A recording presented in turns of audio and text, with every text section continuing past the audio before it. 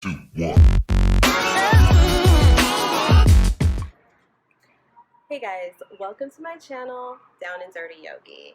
I am G, your Down and Dirty Yogi. If you haven't already, take a moment, subscribe to my channel.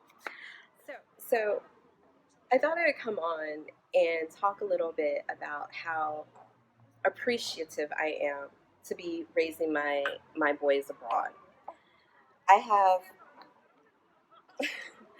I have an adult son that I raised in the United States, and I have always had a sense of fear, a sense of worry about his general well being. You know, every black person teaches their children from a young age what to do, to not do around the police. And the more we teach them, the more we try and impress upon them how to keep themselves safe, the more we know how futile it can be, these lessons, and how worthless they can be, because it doesn't guarantee that they're going to be fucking safe. And I have been besides myself with what's been happening in the United States. My son is still there. I still worry about my baby, my adult's baby. And I wonder about the unfairness it is for me to be raising, for me having had raised him there, and the peace that my new children are going to have being raised away from that. But at the same time, the duality of that being part of their culture, because I am an American black woman, and they will spend time, maybe they'll spend time in the United States, and I have to teach them the lessons they need to learn to live in brown skin there as well. And not to say that Italy isn't racist, because there are plenty fucking racist Italians. I mean, I had someone at the market compliment me on my oldest, my toddler, and he said, "Oh, he reminds me of Arnold." Now, my ass wasn't thinking about what he was thinking about. I was actually confused about Arnold, because I was like, Arnold who? And for some reason, my mind went to Hey Arnold, the cartoon, and not Gary Coleman, which is what he was comparing my child to. And these two people do not look alike in the least. But these are microaggressions, right, that we are used to in the United States as people of color. But that's probably the grandest extent. Italy does not have racism built in its DNA, as does the United States.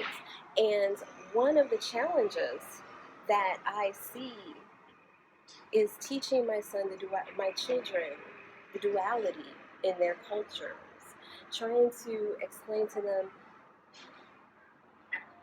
what to expect from being a black American when they go to the United States, because it's different here.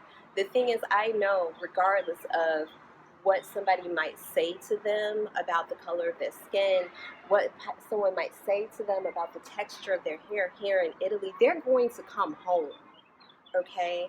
They're going to come home maybe a little hurt, and I can work on that. I can work on their inner strength all the time, but they're gonna come home. And that's what really matters. They are going to come home. And in America, in the United States, I am not guaranteed that privilege to know that my boys are not going to die just by simply existing in their skin. The cops aren't going to kill them here. I am not worried about a white person trying to prove their white privilege and calling someone to injure my children because they know that they can. That's not going to happen here where I am. That's definitely a huge possibility, a very likely possibility in the United States. And that's why I feel privileged, because I know my children are going to come home to me. I know that regardless of how many women stop me on the street and say, "Oh, they're so beautiful, like cafe con latte," because I might have to curse them out. But when I buck, they will fucking go down. You know, if you feeling froggy here, that's fine. But I can guarantee you, all of us are still going to come home, whether we have hurt feelings sometimes or not. We come home alive, uninjured. And I just wish that everybody could have that privilege. And regardless of all of the other struggles that I have living here, all of the other challenges that I am going to be facing with raising these children in a white country and making sure they have a sense of identity, that's my job, okay? But they will come home every night. And to me, that matters more than anything else because I still think about my big boy in the United States, and it worries me that he's still there. I am begging him to move abroad with me and to leave this shit behind because it's a fight, it's a battle for equality, and I'm all with it. I donate to whatever causes that I need to financially, but I am not interested in donating my son's life.